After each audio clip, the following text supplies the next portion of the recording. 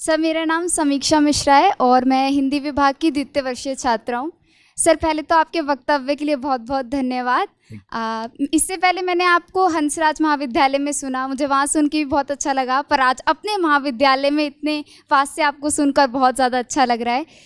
Sir, मैं आपसे बहुत प्रभावित हूँ और इतनी उम्र में भी आप आकर आपके जो मुखमंडल पर तेज हमेशा रहता है, उसके लिए भी बहुत ज़्यादा प्रभावित हूँ।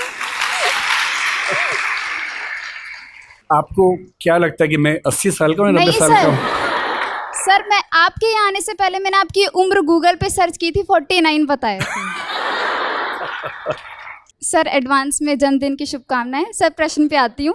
सर, आपने कहा कि हिंदी ताकतवर है लेकिन उसे उसका एहसास दिलाने वाला कोई नहीं है, और हिंदी समझदार है लेकिन उसे बताने वाला कोई नहीं है। आज भी हम देखते हैं, जैसे आपने भाषाओं के शब्दों को लेकर झगड़े पर बात की, भाषाओं जो आज झगड़े होते हैं।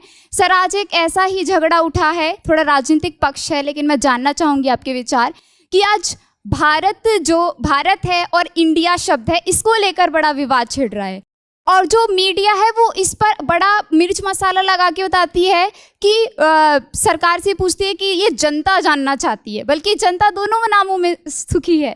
तो इस पर आपके क्या विचार हैं? क्या हमें उस इंडिया शब्द को अपना लेना चाहिए या दोनों ही हमारे लिए बेहतर है?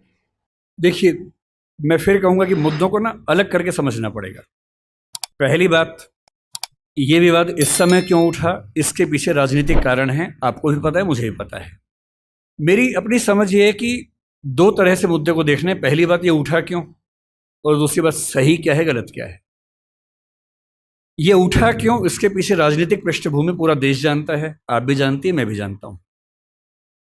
पर कोई मुद्दा राजनीतिक वजह से उठा इसलिए मुद्दा ही गलत है, ऐसा नहीं होता है। राजनीति कई बार गलत काम करती है, कई बार सही काम कर देती है, और जनता के दबाव में अगर सही काम हो ही जाए, राजनीतिक वजह से ही हो, तो भी क्या बुरा है।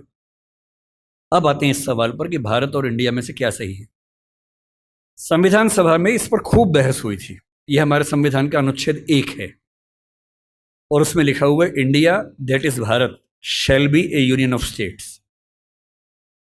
बड़ी इंटरेस्टिंग बात है कि उस समय डिबेट थी कि भारत का नाम भारत रखें या इंडिया रखें। कुछ लोगों ने आर्यव्रत भी कहा, आर्यव्रत कहा, कुछ ने हिंदुस्तान कहा, सब नाम चले। अंत में सहमति बनी कि नहीं, भारत और इंडिया ही ठीक है। नेहरू जी ने खुल के तो नहीं, पर नेहरू जी के पर्सपेक्टिव से जो बात वहां पर ज्यादा आई वो ये थी कि हमारे संविधान के बनने की प्रक्रिया में जो बहुत सारे एक्ट थे जो अंग्रेजों ने बनाए थे, जैसे इंडिया इंडिपेंडेंस एक्ट 1947 का है, 1935 का एक्ट था, उन सब में इंडिया का इस्तेमाल था। उस समय के भारत की तरफ से जो समझौते अंतर्राष्ट्रीय थे, उन सब में इंडिया नाम था। पश्चिम की दुनिया हमें इंडिया के नाम से जानती थी, अमेरिका हो, फ्रांस हो, कोई भी हो, सब इंडिया जानते थे।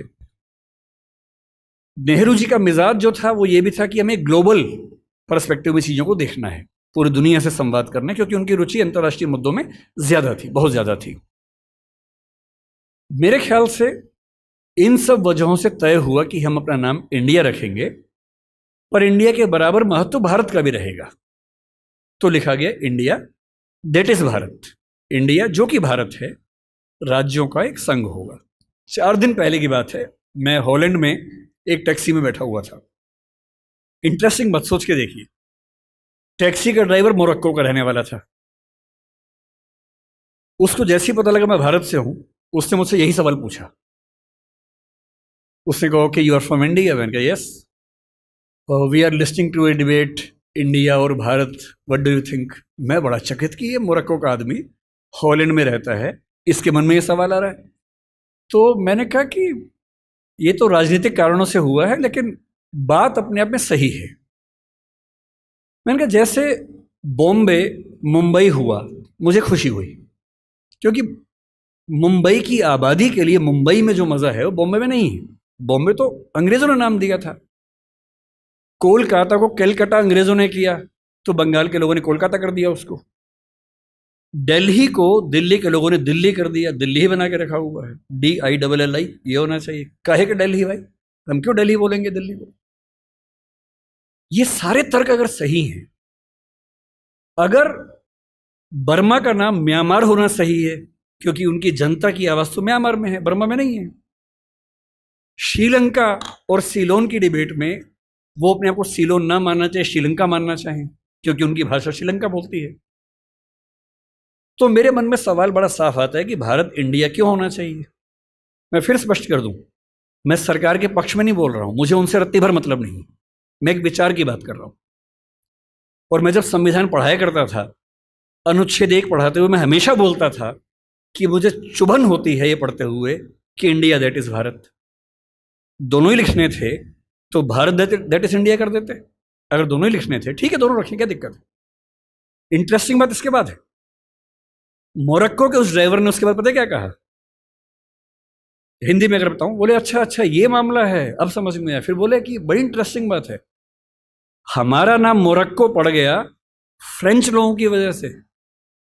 मोरक्को के लोग मोरक्को को मगरिब बोलते हैं। और जब मैं सऊदी अरबिया गया, सऊदी अरब के लोगों ने मुझसे पूछा कहां से आए हो, मैंने कहा मोरक्को।